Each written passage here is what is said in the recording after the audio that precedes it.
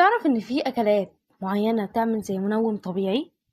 هنا في سكن هنقولك على سر الأكلات دي اللي هتخليك تغرق في النوم العميق من غير ما تتقلب على المخدة. أول حاجة، الموز الأخضر مش الأصفر. موزة واحدة قبل النوم بساعة فيها مغنيسيوم وبوتاسيوم يرخوا عضلاتك ودماغك تقول يا سلام على الراحة دي. تاني حاجة، لبن رايب بالعسل الأسود، كوباية لبن بمعلقة عسل أسود. العسل واللبن بيفرزوا مادة في الدماغ كأنه فريق مخصوص علشان يخدرك. تالت حاجة، شوربة العدس الأصفر، نص طبق شوربة عدس قبل النوم ب3 ساعات. العدس عامل زي المهدئ لجهاز العصبي، هتحس إن جسمك اتنفش في السرير.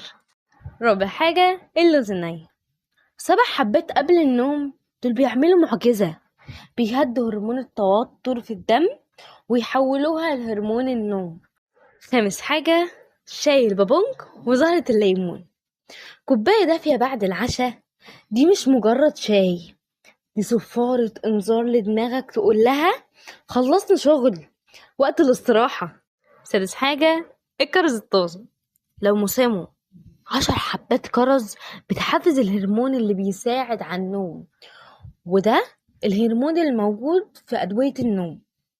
مش عايزين حبوب؟ خد فاكهة. سابع حاجة، الزميلك السحري، حبة صغيرة جبنة زمولكي بالكمون قبل النوم.